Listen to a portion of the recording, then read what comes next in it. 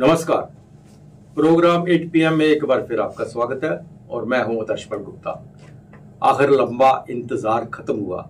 आज सुबह बाबा बर्फानी के 186 श्रद्धालुओं ने दर्शन किए।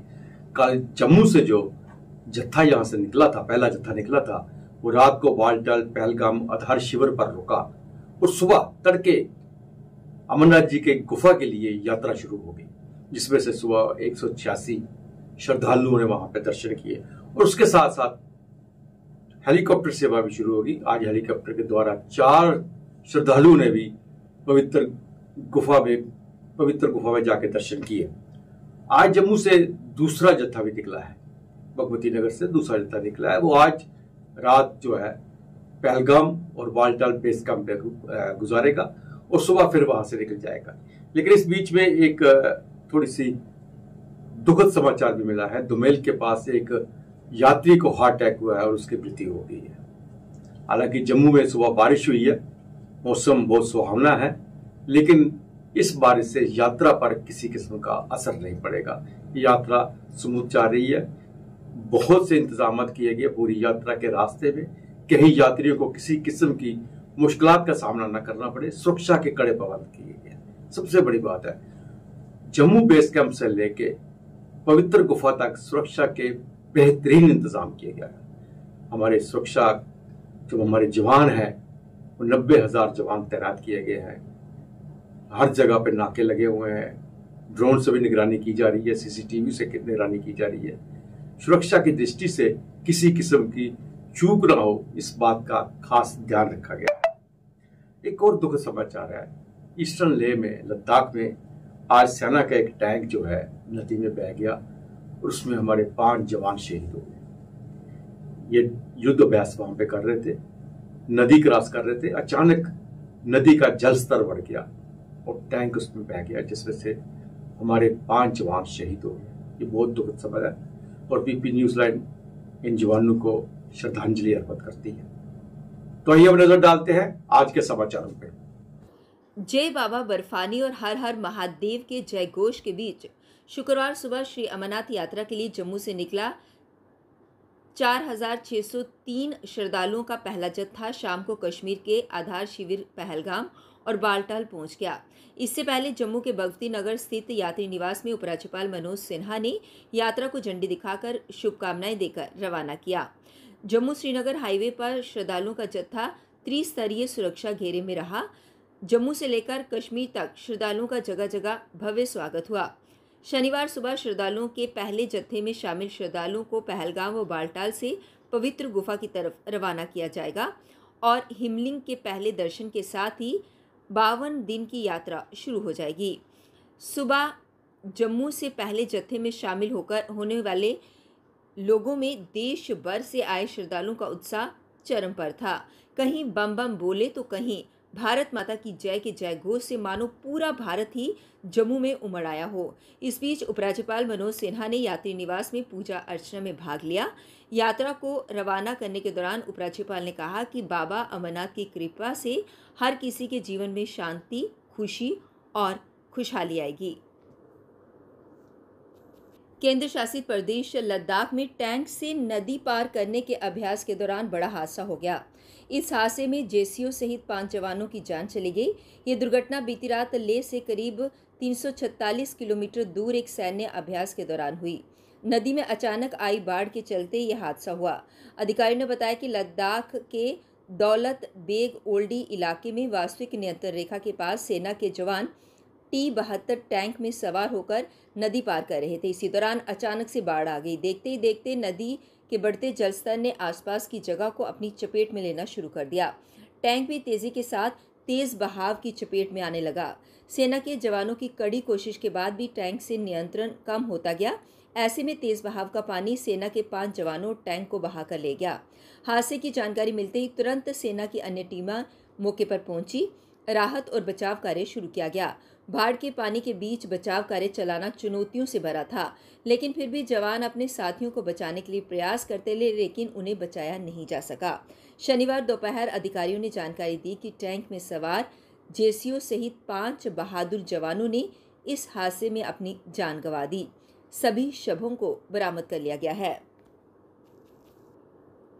जम्मू संभाग के जिला कठुआ में सरकारी जमीन पर ढांचा हटाने गई पुलिस की टीम पर हमला हो गया। जिला कठुआ की तहसील नगरी से सटे कल्याणपुर पदरी में शनिवार सुबह पुलिस और प्रशासन की टीम सरकारी जमीन पर हो रहे अवैध निर्माण को हटाने के लिए गई। इस दौरान पुलिस पर समुदाय विशेष के लोगों ने हमला कर दिया। इसमें डीएसपी हेडक्वार्टर सहित आधा दर्जन पुलिसकर्मी घायल हो गए। कुछ और लोगों को भी चोटें आई हैं। बताया जा रहा है कि पुलिस ने स्थिति को नियंत्रण में करने के लिए हवाई फायर भी किए। इसके बाद घायल लोगों को इलाज के लिए जिला अस्पताल ले जाया गया, जहां उनका उपचार चल रहा है। इस घटना से क्षेत्र में स्थिति तनावपूर्ण हो गई। इसे देखते हुए पुलिस और प्रशासन के उच्च अधिकारी मौके पर पहुंचे। वह घटना पर नजर बनाए हुए हैं। जम्मू कश्मीर के डोडा जिले के थाथरी बाजार में शुक्रवार को बादल फटने से अचानक बाढ़ आ गई। इस कारण कई घरों और किश्तवाड़ राष्ट्रीय राजमार्ग पर मिट्टी धंस गई, जिसके चलते घंटों ट्रैफिक बाधित रहा। अधिकारियों ने बताया कि अभी तक किसी के घायल होने या मौत की कोई खबर नहीं है। उन्होंने कहा कि तड़के करीब 3 बजे बादल फटने के बाद अचानक बाढ़ आ गई, जिससे भारी मात्रा में मिट्टी धंस गई। थाथरी के sub divisional magistrates Masood Ahmed Bikchu ने कहा कि अचानक बादल फटने के कारण भूस्खलन बड़े स्तर पर हुआ, लेकिन सौभाग्य से बाढ़ कम आबादी वाले आर्मी गेट क्षेत्र के पास आई। उन्होंने कहा कि बाजार क्षेत्र में काफ़ी मलबा होने के बावजूद कोई बड़ा नुकसान नहीं हुआ है और बहाली का काम जारी है। एसडीएम ने कहा कि राजमार्ग पर यातायात आंशिक रूप से बहाल कर दिया गया है। उन्होंने कहा कि हमें दोपहर तक बाजार क्षेत्र में सारा मलबा साफ हो जाने की उम्मीद है। जम्मू कश्मीर में आतंकियों के मददगारों के खिलाफ कड़ी कार्यवाही की जाने की तैयारी है। जम्मू कश्मीर पुलिस प्रमुख आर स्वैन ने हाल ही में प्रदेश में आतंकियों के मददगारों के खिलाफ शत्रु एजेंट अध्यादेश के तहत मुकदमा चलाए जाने का प्रस्ताव दिया। ये कानून यूएपीए से भी कठोर है और इसमें मौत की सजा, आजीवन कारावास और जुर्माने का भी प्रावधान है। शत्रु एजेंट अध्यादेश के तहत आतंकी मकबूल भट्ट को फांसी की सजा सुनाई गई थी। उसे दिल्ली के तिहाड़ जेल में 11 फरवरी 1984 को फांसी दी गई थी। आतंकी मकबूल को सीआईडी इंस्पेक्टर अमरचंद की हत्या के मामले में दोषी पाया गया था। शत्रु एजेंट अध्यादेश को सबसे पहले जम्मू कश्मीर में डोगरा महाराज के समय में 1917 में पेश किया गया था। शब्द अध्यादेश डोगरा युग के दौरान इस्तेमाल किए जाने वाले कानूनों के नामकरण को दर्शाता है। ये शत्रु एजेंट अध्यादेश दुश्मन की बजाय उनके एजेंटों या मददगारों को लक्षित करता है। कश्मीर पर 1947 के कबाली आक्रमण के संदर्भ में दुश्मन को परिभाषित करता है। जो कोई भी व्यक्ति शत्रु की सहायता करता है उसे शत्रु एजेंट माना जाता है। 1948 में इस अध्यादेश को कानून के रूप में फिर से लागू किया गया। शत्रु एजेंट अध्यादेश के बाद में 1957 के जम्मू कश्मीर संविधान की धारा 157 के तहत शामिल करके संरक्षित किया गया। रियासी संगलदान खंड पर शुक्रवार को तेज गति से ट्रेन चलाने के ट्रायल में रेलवे सुरक्षा आयुक्त दिनेश चंद देशवाल की उपस्थिति में विश्व के सबसे ऊंचे रेलवे आर्च पुल से गुजरते समय हवा से बातें करते हुए ट्रेन रियासी स्टेशन पहुंची। ट्रेन में रेलवे सुरक्षा आयुक्त दिनेश चंद देशवाल रेलवे के उच्च अधिकारियों के साथ सवार रहे, जो इस परियोजना के तकनीकी निरीक्षण के 3 दिवसीय दौरे पर रहे। रेलवे सुरक्षा आयुक्त ने बताया कि परियोजना के काम और निरीक्षण संतोषजनक पाए गए हैं। बहुत जल्द ट्रेन चलाने का निर्णय लिया जाएगा। संगलदान से रियासी स्टेशन खंड के तकनीकी निरीक्षण के लिए दिनेश चंद देशवाल 3 दिवसीय दौरे पर बुधवार को रियासी पहुंचे। यहां से वह रेलवे के अन्य अधिकारियों और तकनीकी विशेषज्ञों के साथ मोटर ट्रॉली में सवार होकर पूरे ट्रैक का निरीक्षण करते हुए संगलदान पहुंचे। इस दौरे से पहले इस खंड पर लगभग 4 बार इंजन और 2 बार ट्रेन चलाने का सफल ट्रायल पहले ही पूरा किया गया था। उनकी उपस्थिति में शुक्रवार को इस खंड पर तेज गति से ट्रेन चलाने का ट्रायल सफल रहा। पीडीपी अध्यक्ष महबूबा मुफ्ती ने शुक्रवार को शत्रु एजेंट अध्यादेश के विरोध में आवाज उठाई। इसे लेकर महबूबा ने कहा कि जम्मू कश्मीर में सुरक्षा व्यवस्था की कीमत संवैधानिक अधिकारों और कानून के शासन को खत्म करके नहीं चुकाई जानी चाहिए। महबूबा मुफ्ती का ये बयान जम्मू कश्मीर के पुलिस महानिदेशक आर स्वैन के रविवार को दिए गए एक बयान के बाद आई है, जिसमें स्वैन ने कहा है कि जो स्थानीय लोग विदेशी आतंकवादियों का समर्थन करते पाए जाएंगे, उनके खिलाफ शत्रु एजेंट अध्यादेश के तहत कार्यवाही की जाएगी। शत्रु एजेंट अध्यादेश को गैर कानूनी गतिविधियां अधिनियम से अधिक कठोर माना जाता है। इसमें आजीवन कारावास या मृत्युदंड जैसी सजाएं शामिल हैं। महबूबा मुफ्ती ने कहा कि आतंकवादियों को बढ़ावा देने और उनकी सहायता करने के संदेह के आधार पर अपने ही नागरिकों के खिलाफ महाराजा के समय के क्रूर शत्रु अध्यादेश अधिनियम को लागू करने का जम्मू कश्मीर पुलिस का हालिया फैसला न केवल बेहद चिंताजनक है बल्कि न्याय का एक बड़ा उल्लंघन भी है।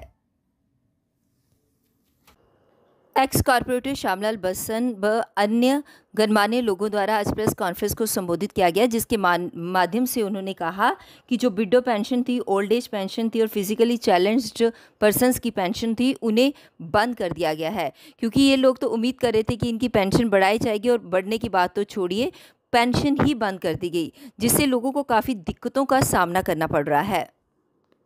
ये जो लोग हैं खून के आंसू रो रहे हैं, बाकी ये उम्मीद कर रहे थे कि हमारी पेंशन 2000 हो जाएगी, 2500 हो जाएगी, 3000 हो जाएगी, लेकिन अफसोस ये है कोई 1000 जो मिल रही थी वो भी छीन ली गई है।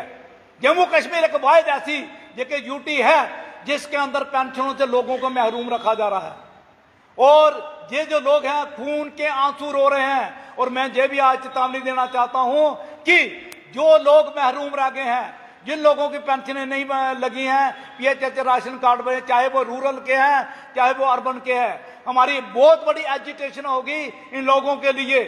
और हम चाहेंगे कि पेंशन बहाल नहीं तो फेस करना पड़ेगा गवर्नमेंट को, एलजी एडमिनिस्ट्रेशन को फेस करना पड़ेगा। ये सभी लोग इकट्ठे होकर बहुत बड़ी एजिटेशन करेंगे अगर इन लोगों की पेंशन बहाल नहीं होती है। बहुत से प्रोटेस्ट किए गए, बहुत सी प्रेस कॉन्फ्रेंसें की गई, बहुत से मेमोरेंडम दिए गए, उनमें honourable prime minister of India की बात करें, honourable home minister of India की बात करें, चाहे हम हमारा सोशल जस्टिस एम्पावरमेंट की बात करें, रामदास अठावले जी को हम 4 बार उनको मिले थे, 4 बार उनको मेमोरेंडम दिया था, लेकिन आज तक इन लोगों की सुनवाई नहीं हो पाई है। मैं सीएपीडी डिपार्टमेंट की बात करूंगा, ये जो ढेर लगा हुआ है जहां पर फार्मों का, वो फार्म एक्सेप्ट नहीं कर रहे हैं।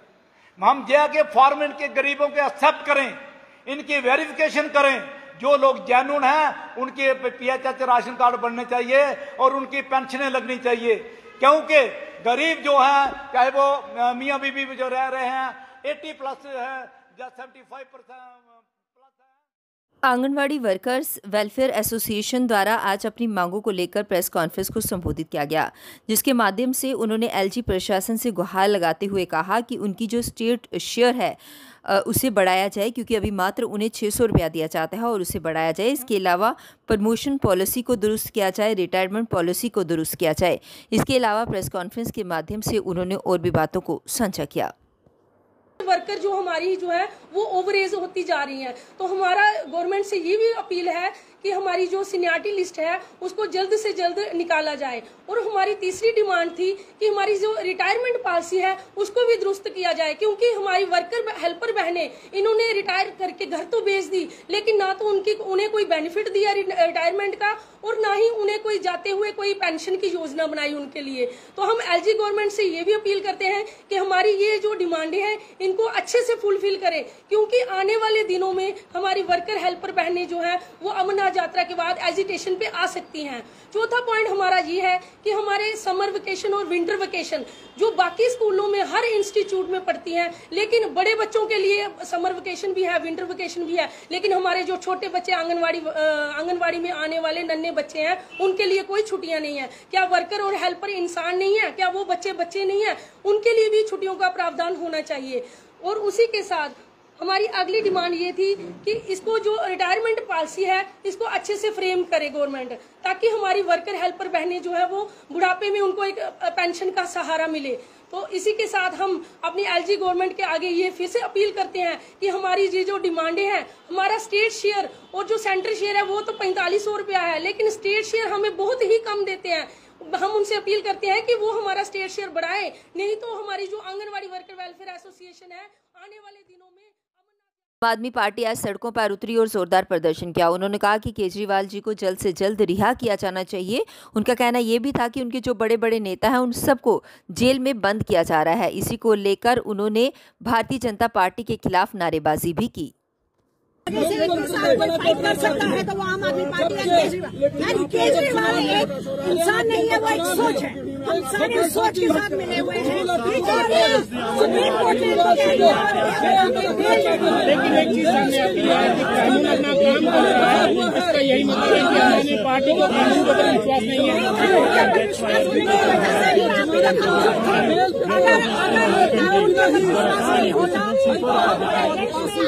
बहुत जबरदस्त प्रदर्शन इसी वजह से हम लोग चुप थे।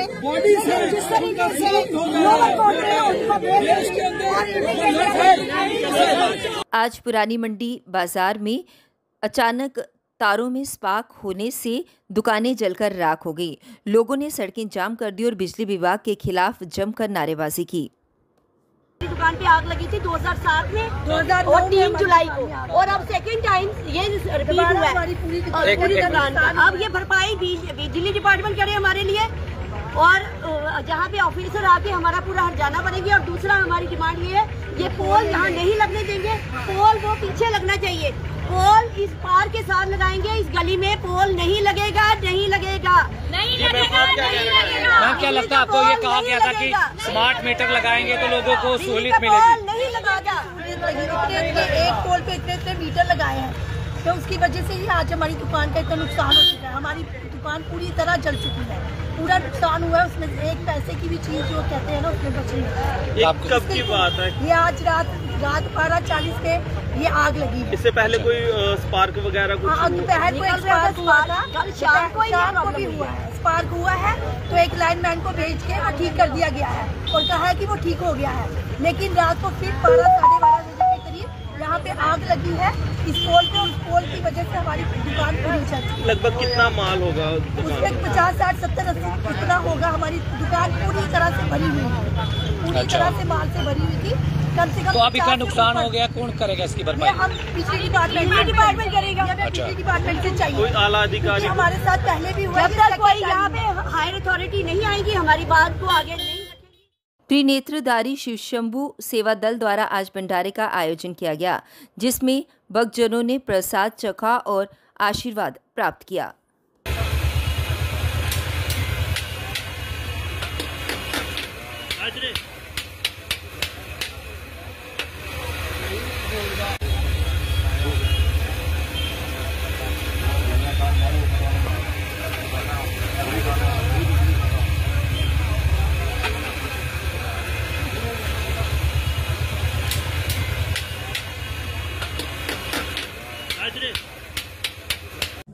सोमवार फिर आपसे भेंट होगी, तब तक इजाजत दीजिए। नमस्कार।